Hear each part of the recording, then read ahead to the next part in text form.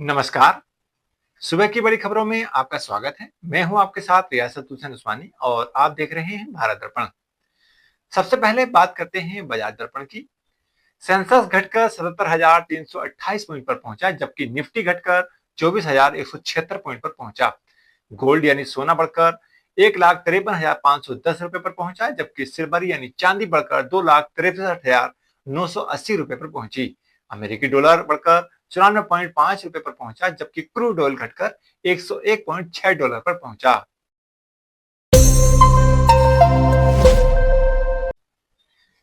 बढ़ते हैं अगली खबर की ओर। भाजपा विधायक शुभेंदु अधिकारी पश्चिम बंगाल के अगले मुख्यमंत्री होंगे। कोलकाता में अमित शाह की मौजूदगी में भाजपा विधायक की बैठक में शुभेंदु के नाम पर मोहर लगी। उन्हें विधायक दल का नेता चुना गया। गृह मंत्री अमित शाह ने शुभेंदु के नाम का ऐलान किया। आज नए मुख्यमंत्री के लिए शपथ ग्रहण समारोह होगा। बंगाल में इस बार भाजपा ने पहली बार बहुमत हासिल किया है। पार्टी ने बंपर जीत हासिल करते हुए 207 सीटें जीती हैं, जबकि टीएमसी 80 सीटों पर सिमट कर रह गई है।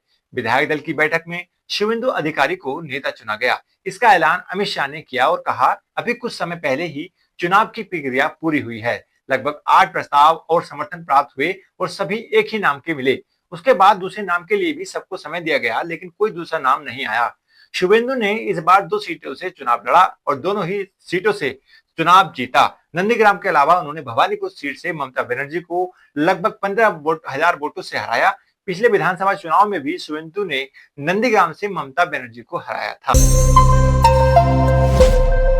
बढ़ते हैं अगली खबर की ओर। भारत के मुख्य न्यायाधीश यानी chief justice of India justice Suryakant ने पंजाब में ड्रग्स की बढ़ती समस्या पर गंभीर चिंता जताई और राज्य में केंद्र की दखल की जरूरत बताई है। हालांकि ऐसे कदम उठाने से पहले उन्होंने केंद्र सरकार को भी ताकीद किया कि वह यह न समझे कि वह दखलंदाजी कर रहा है, बल्कि हम सबका साझा लक्ष्य नशे की समस्या पर लगाम लगाना होना चाहिए। शुक्रवार को इससे जुड़े एक मामले की सुनवाई करते हुए उन्होंने टिप्पणी की, शायद केंद्र सरकार के दखल की जरूरत पड़ सकती है, लेकिन जब वे दखल दें तो ऐसा न सोचें कि केंद्र दखलंदाजी कर रहा है। हमारा साझा लक्ष्य नशे की समस्या पर लगाम लगाना होना चाहिए। सीजेआई की यह चिंता और केंद्र को यह नसीहत इसलिए भी अहम है क्योंकि अगले साल पंजाब में विधानसभा चुनाव होने हैं। बढ़ते हैं अगली खबर की ओर। तमिलनाडु में नई सरकार के गठन पर बड़ी खबर सामने आई है। 2 दिनों की सियासी रस्साकसी के बाद सूत्रों के हवाले से खबर आई है कि सीपीएम, सीपीआई और बीसीके ने थलापति विजय की अगुवाई वाली टीवीके का समर्थन देने का फैसला किया है। इन तीनों दलों के समर्थन देने से अब राज्य में नई सरकार बनने का रास्ता साफ हो गया है। इन तीनों दलों के समर्थन देने के बाद टीवीके के मुखिया विजय को 118 विधायकों का समर्थन हासिल हो गया है, जो 234 सदस्यों वाली विधानसभा में बहुमत का आंकड़ा है। टीवीके के पास 107 विधायक हैं। विजय को 2 सीटों से चुनाव जीते हैं, इसलिए एक सीट छोड़नी होगी। इनके अलावा कांग्रेस के 5 विधायक हैं, जो पहले ही समर्थन दे चुकी है। समर्थन देने वाले तीनों दलों के 2-2 विधायक हैं। इस तरह विजय को अब बहुमत यानी 118 विधायकों का समर्थन हासिल है। बढ़ते हैं अगली खबर की ओर। केरल चुनाव में कांग्रेस के नेतृत्व वाले यूनाइटेड डेमोक्रेटिक फ्रंट यानी यूडीएफ को भारी बहुमत मिला है। 140 सदस्यों वाली विधानसभा में यूडीएफ ने 102 सीटों पर जीत हासिल की, जबकि कांग्रेस अकेली 63 सीटें जीतने में सफल रही। इस प्रचंड जनादेश के बाद पार्टी अब नेतृत्व को लेकर संतुलित और सर्वमान्य फैसला लेने की कोशिश में जुटी हुई है। केरल में विधानसभा चुनाव में ऐतिहासिक जीत दर्ज करने के बाद अब कांग्रेस के सामने सबसे बड़ा सवाल नए मुख्यमंत्री का चयन का है। पार्टी सूत्रों के अनुसार राज्य के आखिरी मुख्यमंत्री के नाम पर अंतिम फैसला संभवतः रविवार तक हो सकता है। कांग्रेस अध्यक्ष मल्लिकार्जुन खड़गे इस संबंध में अंतिम निर्णय लेंगे। इसके लिए अखिल भारतीय कांग्रेस कमेटी के पर्यवेक्षक मुकुल वासनिक और अजय माकन ने गुरुवार को तिरुवनंतपुरम में विधायकों और सहयोगी दलों के नेताओं से बातचीत की। बढ़ते हैं अगली खबर की ओर। पश्चिम एशिया में एक बार फिर तनाव की तेजी से बढ़ा हुआ दिखाई दे रहा है।